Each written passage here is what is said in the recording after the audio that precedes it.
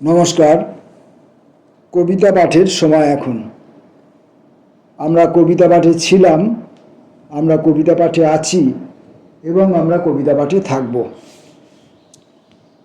বেশ কয়েকদিন ধরে আমরা অলোকরঞ্জন দাশগুপ্তের কবিতার মধ্যে হাঁটাচলা করছি।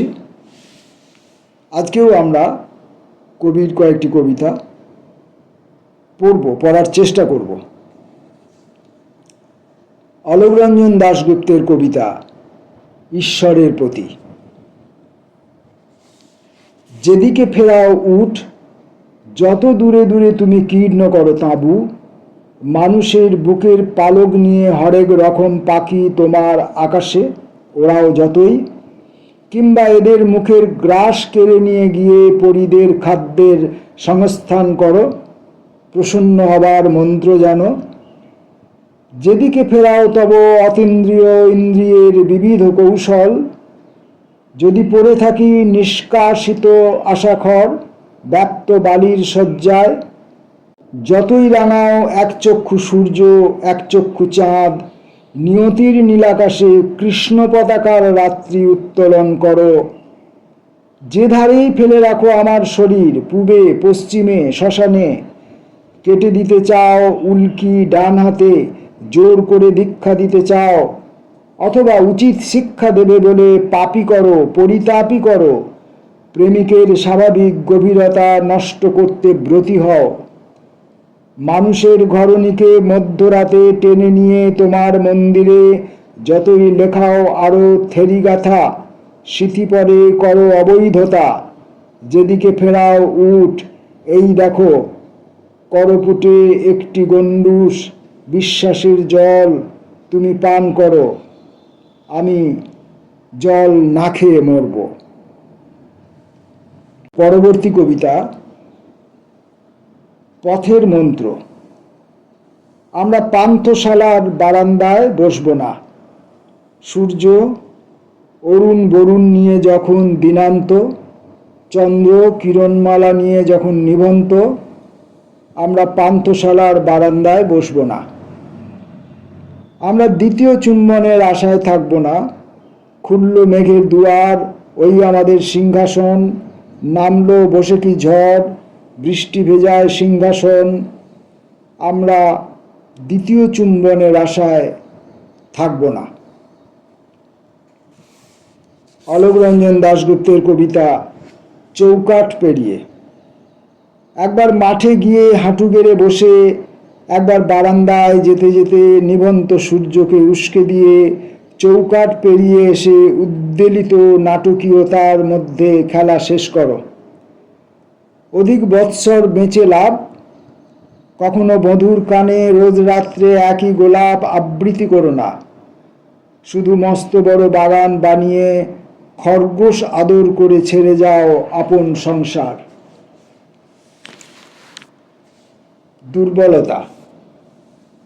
রেল লাইনের ওপার থেকে একটি শিশু এসে আমাকে রোজ সঙ্গে করে নিয়ে ক্যাম্পে চলে যায়। প্রথম ছাউনি, পরের ছাউনি, তারই সঙ্গে লাগা আকাশ সর্বস্ব ছাউনিটাতে হিড়হিড় করে সে আমায় আমন্ত্রণ করে।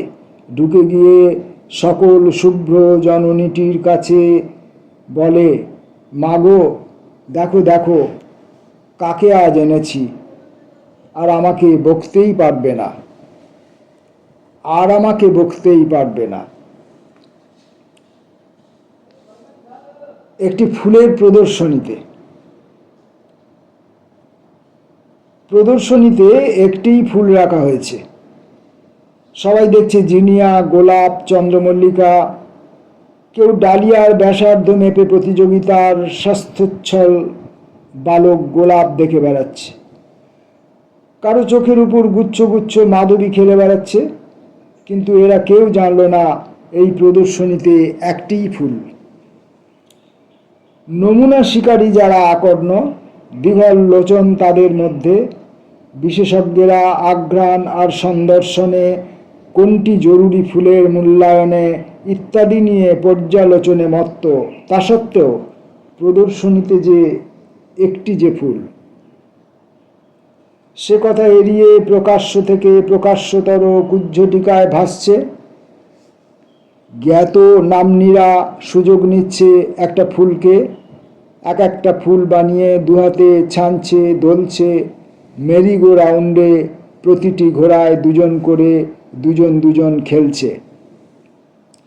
বীতশ্রদ্ধ প্রদর্শনীতে একটি ফুল হাতে হাতে ঘুরে অজ্ঞাত এক অন্ধ মেয়েকে হাতড়ে খুঁজে বেড়াচ্ছে।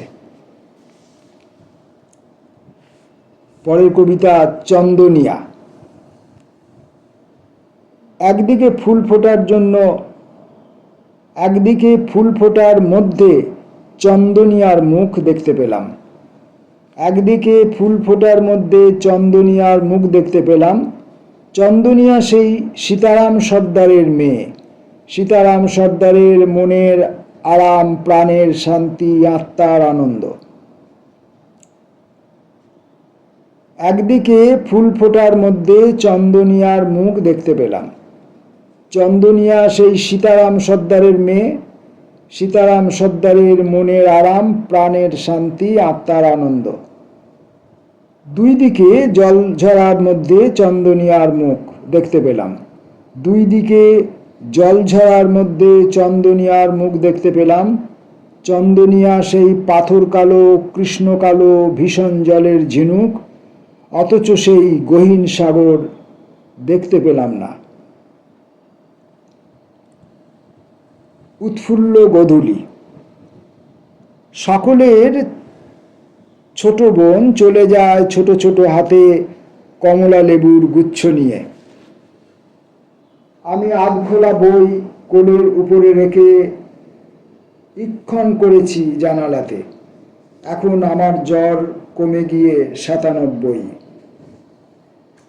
এখন আমার দিকে দিকবিদিকে উৎফুল্ল গোধূলি। একথা প্রমাণ করতে আলমারি থেকে পূর্বসূরিদের পুঁথিগুলি নামিয়ে আনতে গিয়ে পড়ে যাব বেঁকে খাটের পিছনে ওই দুরূহ ফাটলে। অরন্তুদ উদ্গ্রীব হে রাজবৈদ্য, তোমার ওষুধ আমাকে ধরবে না আর। পাহাড়ে দাঁড়িয়ে দ্রুত বেগে চোরের মতন আমি বলে উঠব উৎফুল্ল গোধূলি। সারা শহরে কুয়াশা। সারা শহরে কুয়াশা মস্ত বড় ছাউনি ফেলে কেড়ে নিল আমার ভাষা। আমায় তুমি স্তব্ধ থাকতে দাওনি, আমার হাতে কলম দিলে প্রদীপ জেলে। 5 মাতার ছন্দে যেই আমি কুয়াশা ধরতে গেলাম, বাণীবিহীন মন্ত্রে 6 মাত্রা কুয়াশা এসে ছিঁড়ল আমার ছাউনি। শীতের আকন্দ। শীতের আকন্দ ফুটি ফুটি ফুটে উঠল দুটি শীতের আকন্দ। এইবার দুঃখ দাও, রাত্রি দাও, ঠান্ডা। নিজের নামের বানানটা ভোলাও ভোলাও, দাও ভেঙে বারান্দা।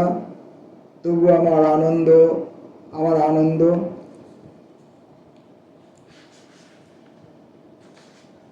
যে রাখাল দূরদেশী।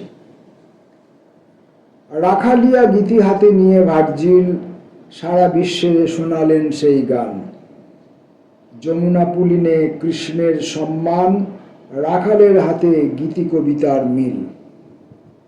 গোধূলি ঘনায় মিলনে বিরহ জাগে, সেই তো ধরণী শনিতে আবহমান। কে তবু বলল ট্রামে উঠবার আগে এবার কিন্তু আঙ্গিক বদলান। তবে শোনো, এই নগরীর সন্তান আমিও, অথচ যে রাখাল দূরদেশী, আমি তার কাছে সঁপেছি মন প্রাণ। কেননা শহরে পাঠ ভেদ বড় বেশি। এই অংশটুকু আরেকবার পড়ি। গোধূলি ঘনায় মিলনে বিরহ জাগে, মিলনে বিরহ জাগে, সেই তো ধরণী শনিতে আবহমান। তবুকে বলল ট্রামে উঠবার আগে এবার কিন্তু আঙ্গিক বদলান।